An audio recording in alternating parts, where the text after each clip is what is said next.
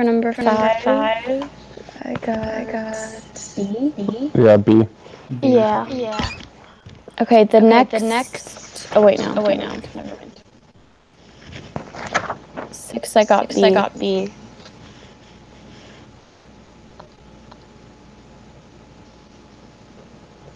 I got C. I got C also. Okay, let me read it again.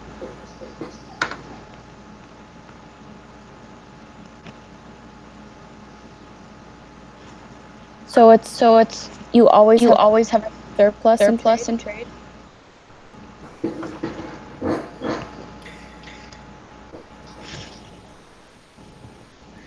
Yeah, so what I understood, you'll always have an increase in total surplus, even though the consumer and producer surplus will go up and down, but the total will always increase.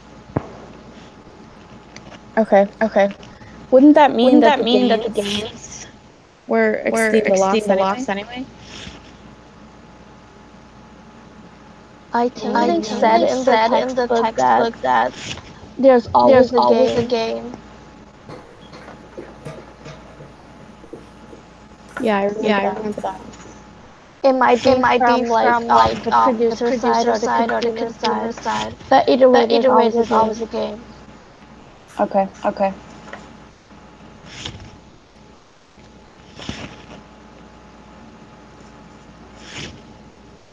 Number 7. I wrote A. Yeah, I got A also. Agreed. Yeah, me too.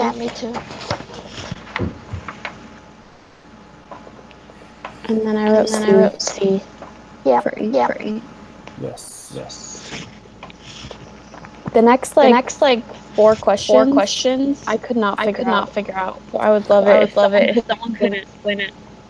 I think number 9 is C, is it not? Number 9. I got A. I got Okay. A too. I was confused on the. Right, I didn't understand these ones either. Like, these ones, like, blew my mind. So, if somebody knows how to do that, explain to me. We can try, everyone who's not explaining it, we can push mute and see if that makes it so we can hear each other better. What's that?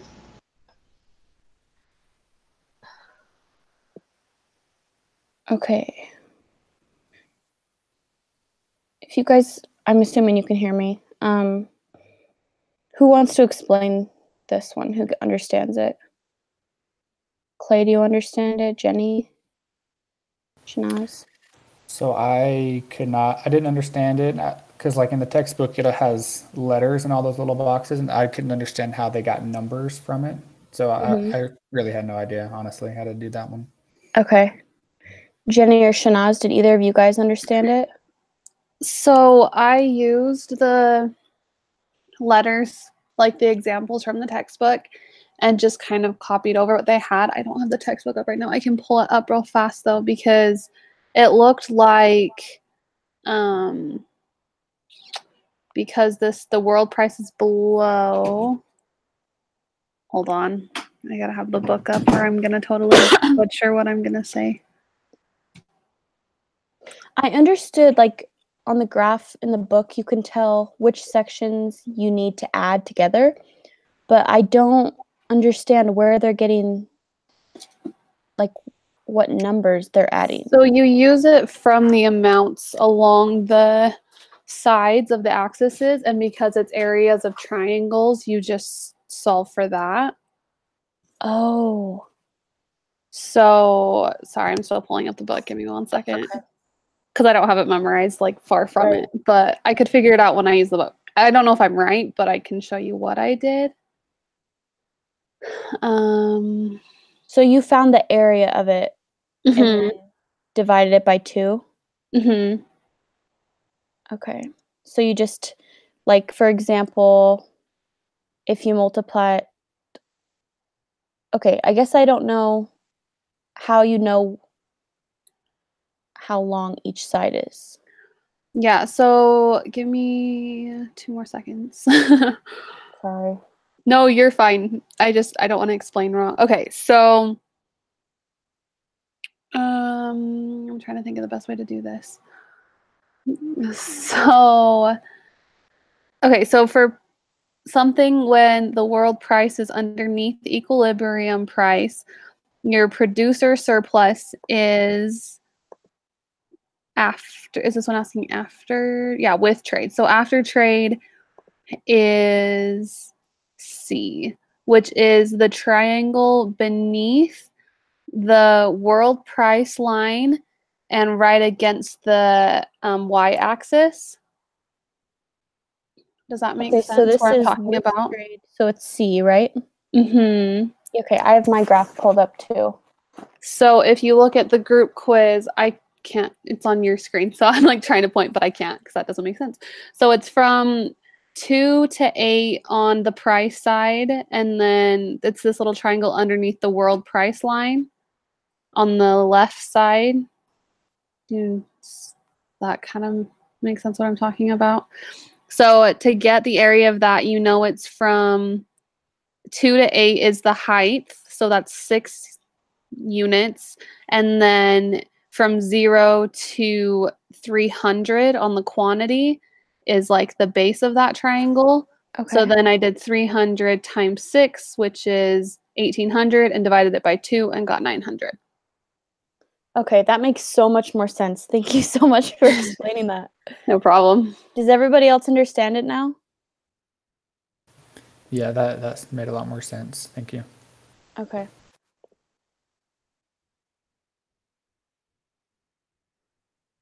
Okay. So for number 10, like I said, I didn't figure these out before, so it might take me a minute to figure it out. Do you think we have to have these graphs memorized? I would assume so. I have no idea. I know, so I've taken this class before at Utah State, and there's an easy way to know. Like, I remember learning it in class that, like, he taught what producer was, what consumer was, and I haven't gone through the extra videos for this textbook, so there might be stuff in there that makes it easier to understand what is what, but I have no idea. From now, I've just been copying from the book straight to the quiz. So if we do need to know it for, like, the exam, I'm screwed, but I'm sure there is probably an easier way to understand it, but Okay. I don't know. Yeah, that's going to take me a while to memorize if we have to memorize it. Okay, so without trade,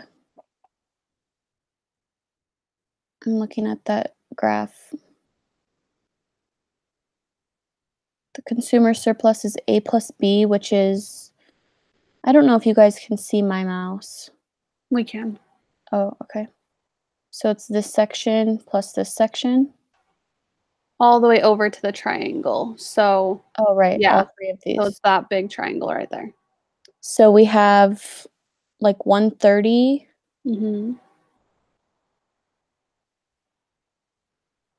Times,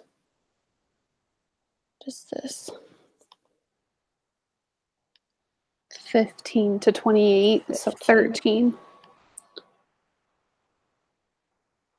Okay, so 13 times 130 is 1690 divided by 2, 845. Is that what does everyone agree about that? Yeah, it sounds good to me. Okay.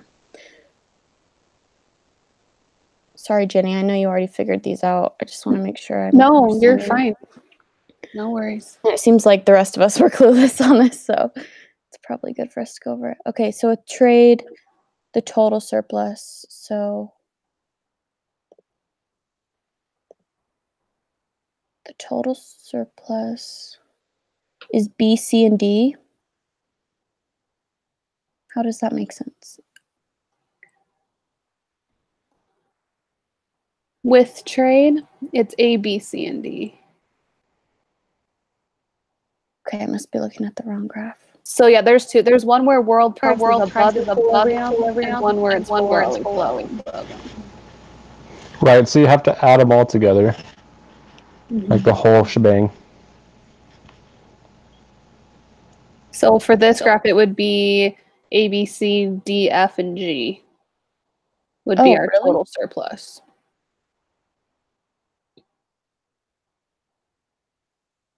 Yes.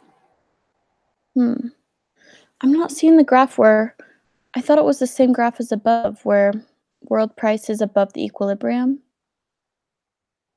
Yeah, so if you're in the book, it's in the gains and losses of an exporting country.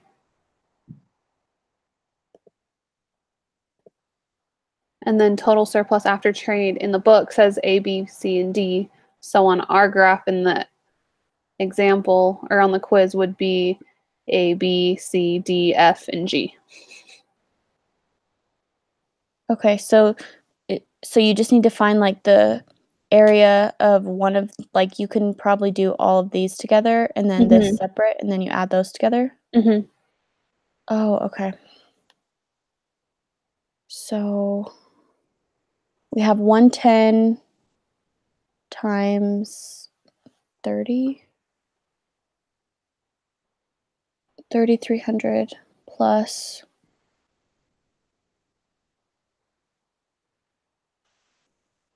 What would you say that is, like 41? Or did you just do 40? I think I just did 40. Okay, 40 times, oh wait, 40 subtract 18. So 22 times, oh wow, I guess I don't understand. 20. Oh. Because it's from 90 to 110 is the height of that triangle. Wait, 90 to 110? Oh, sorry. Are you on the height or on the... You're right. You're right. Okay.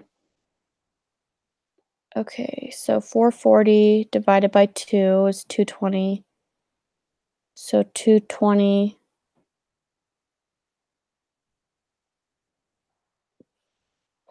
And then the other one was 3,300. Divided by 2. Divided by 2. So 1,650 plus 220. So I got 1,870 on that one. Okay, that's what I got too. Oh, thank you so much. Okay. This is perfect because, like, I understood more last time and you understand more this time. So this is just great. Okay. When a country moves from free trade to trade and a tariff, consumer surplus is. So this is the other graph where world price is underneath the equilibrium. So this one is the tariff one, which was a different one. Oh yeah, I have that right completely.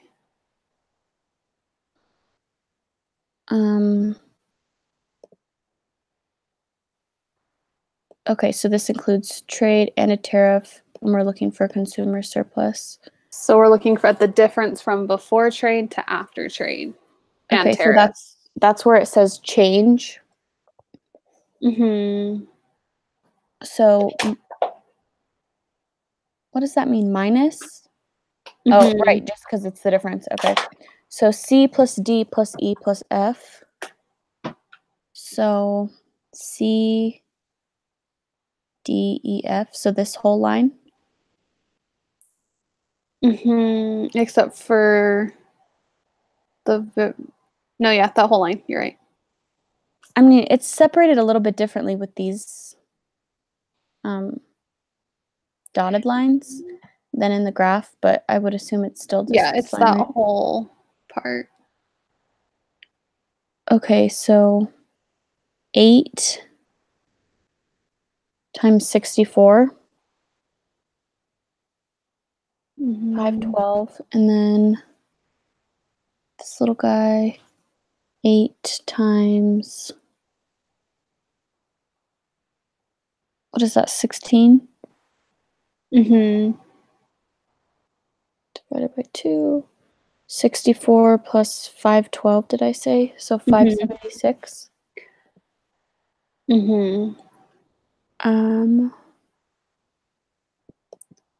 So the question is, oh wait, in producer surplus. Oh, so how do you do that? So then producer surplus on this one changes from before the tariff, it's just G, which is that bottom little tiny corner under world price. Well, it's not tiny on ours, but it's tiny in the book. And then you add up to the price with the tariff. Oh, this little guy? This triangle? Yeah, so it's that plus the section right above it, up to the world price tariff line. So it's that triangle now. Oh, I see. Because in the book it says C plus G. Mm-hmm. So before it's just the little one, so we're just looking at the change. So I mean, because we know there is a change, it would increase. So we don't have to do the math technically, but yeah. Okay, cool. Okay, that makes sense. So if there wasn't a change, then it wouldn't have decreased. Like the total wouldn't have decreased either. Yeah. Right? Okay. Because that's from the tariff. Okay. Thank you so much for going through that so slowly with me. No, you're good. Does anybody else have any questions? Okay. No, yeah, that made a lot more sense. Yeah, I feel like I just need to practice with it, but yeah, that was super helpful. Okay, cool. Thanks, Jenny. Okay, 13, I got A, but I'm not sure if that was right. That's what I got. That's what I got as well. That's what I have too. Okay. For the most part, we're all on the same page usually, which is good. Yeah. 14. I got I got B, D plus F. Me too. Yep. Okay. I'm just going through unless anyone has a question.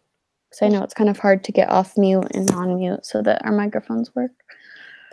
15. For this one, I wrote either A or D because I did not know which one it was. So, I mean, basically, both those answers are really similar because basically, I just didn't know if there's a tariff, does that just mean nobody's going to want to buy it with the tariff, or does that mean half the people are going to buy it with the tariff and half the people are going to buy it domestically? So the tariff raises the price line from 40 to 60. So when you're at $60 at that price point, you're at $900 for supply and $1,500 for demand. Okay, so then it would be D. Because then there's no tariff. Well, no, so there is a tariff, but it's changing. So if we're at that, it's asking the difference relative to free trade. So at relative, we're at 400, which is 600 supply and 1,800 demand. So the change is from 600 to 900 and 1,500 from 1,800. So I had A for that reason, because it's asking the difference between free trade and with a tariff at 20. But Okay. that's just how I thought about it. I may be wrong. But. No, that makes sense. I thought about it like completely differently than that, but I could have been wrong. I don't know why. I thought okay, so the price is 40 and the tariff is $20, I thought that would have made their baseline price have to go down to $20 so that it was still $40. But now that I'm saying that doesn't make sense.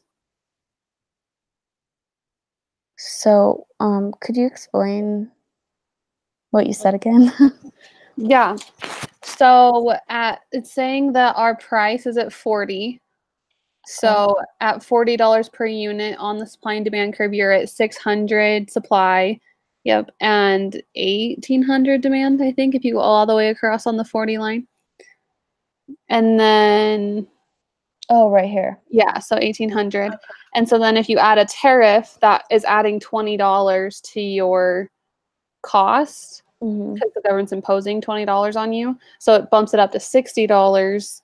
And so we're now at 900 for supply if you go along the 60 line and 1,500 for demand.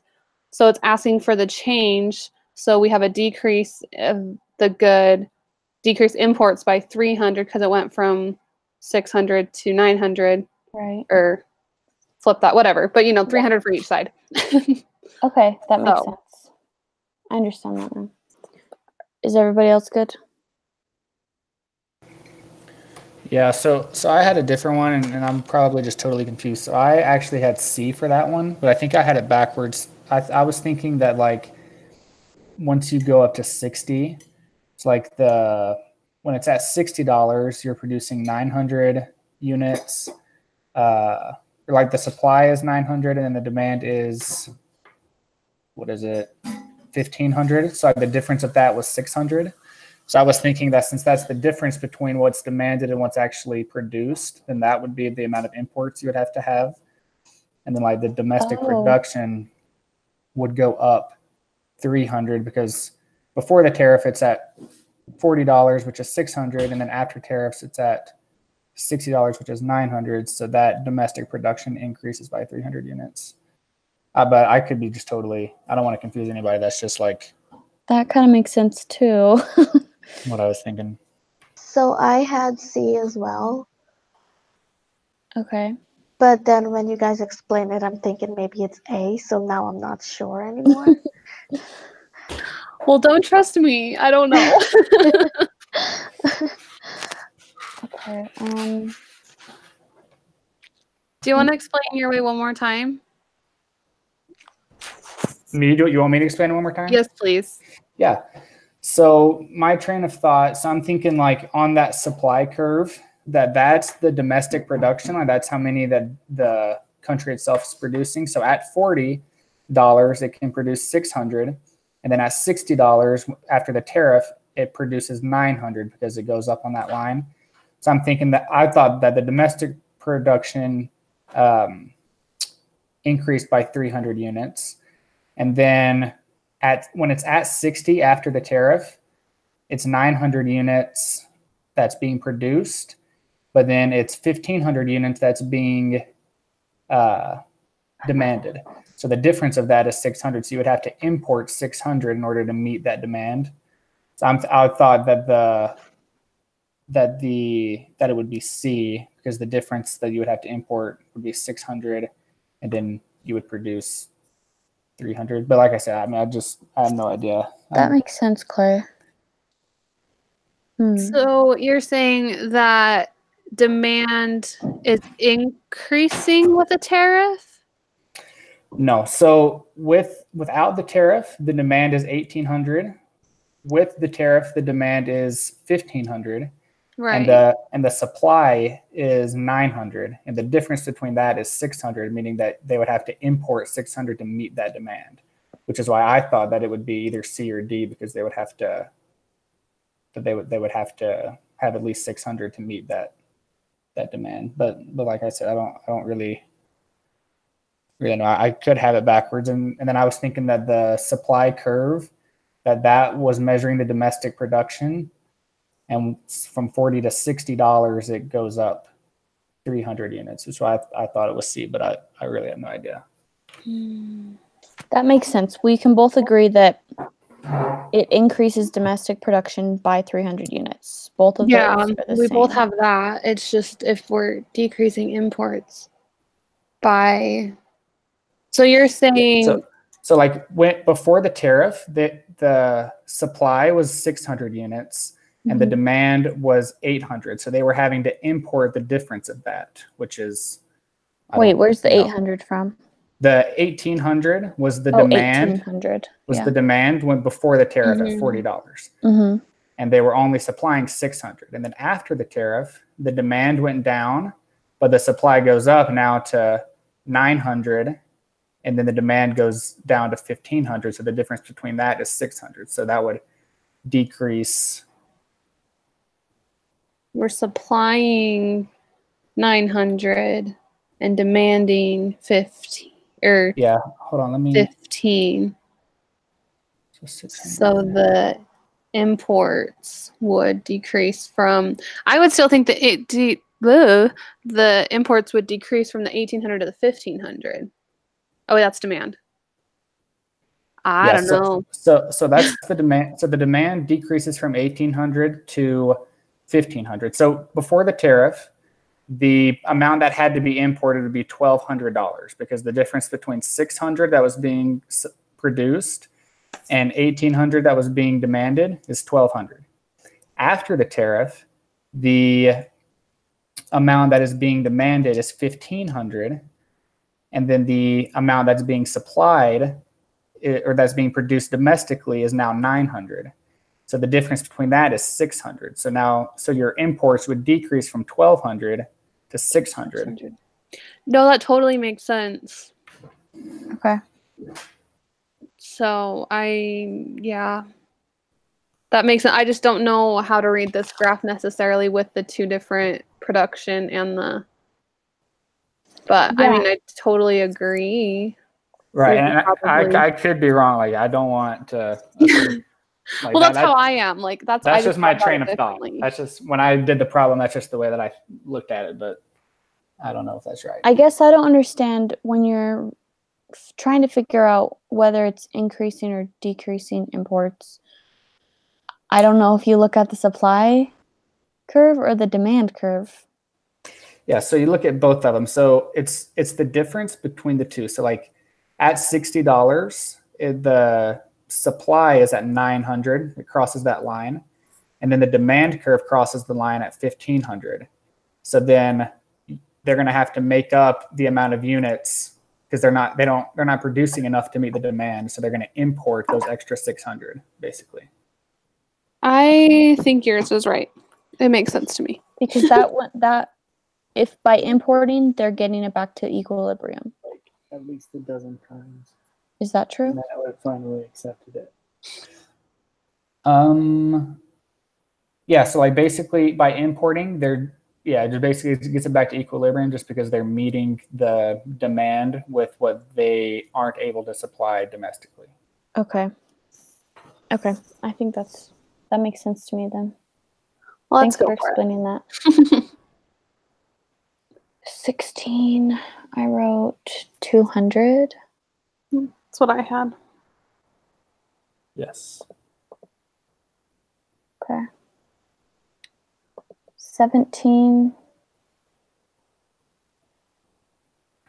I wrote the Great Depression one. Me too. Yes, so did I. Which I don't remember reading that in the book, but No. I found it online. Yeah. Yeah, same. I didn't know. I kept looking back and I had no idea, so. The infant industry argument, I wrote A, protecting young industries. That's what I had. Yes. This one made me laugh. The second, the healthy children one. 19, I wrote national security. Trade restrictions are necessary for national security. Yep. I didn't understand this question. I might just not. It might have been late. I just don't get what it's asking. Yeah, me either. I don't understand what it means by advanced. Yeah, I had no idea, so I didn't put anything. This is one that I looked up on like Quizlet. Oh, okay. So the reason, like, what it means by advanced is like, so basically like the argument's pretty much put forward, or it's like it's thrown out on the table per se, because trade restrictions. Take for instance, like with President Trump, he's put out like the trade tariffs with China and whatnot. His argument for a lot of that is for national security, which is a very legitimate argument. The idea is that putting trade tariffs, even though it technically kind of shifts our economy around a little bit, it's mostly taking down China's economy because they're selling us, or since they sell so much to us and their economy is based so much on what we buy from them. It provides us more national security by taking them down and keeping them from doing bad things with their economic stance.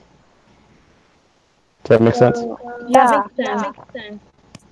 I just don't understand the term advanced, I guess. I feel like in the book, it uses the term exaggerated, like they make the national security sound like more important than it actually is, even though it can be an important thing. I think that's kind of what it is. Yeah, advanced just means like they just they put it forward most often. Like, it's the most commonly used argument. It's kind of like every time like you get an argument with your roommates about the dishes never being done, like you always bring that up, right? That's what it means. Okay. Okay, got it. That makes sense. That was just and then 20, I wrote the specialization one. Yeah, same.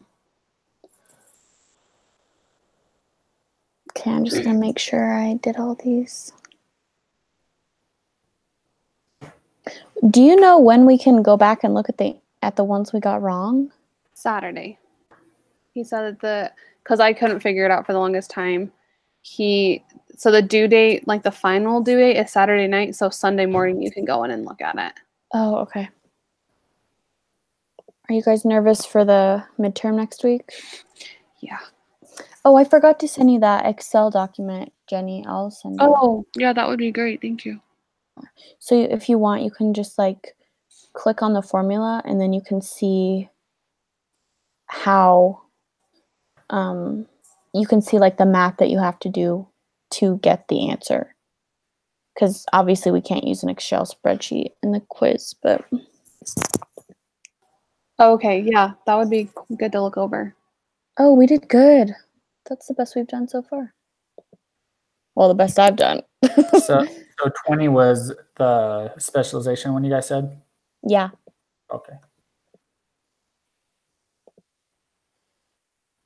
Okay, so it looks like our videos are going to work here on out. We'll just have to, if we're not talking, we just need to push mute. And it seems like that's working. Perfect. Good work, team. Okay, I'll go submit this link right now. Thank you. Thanks, guys. See you next Thanks, guys. week.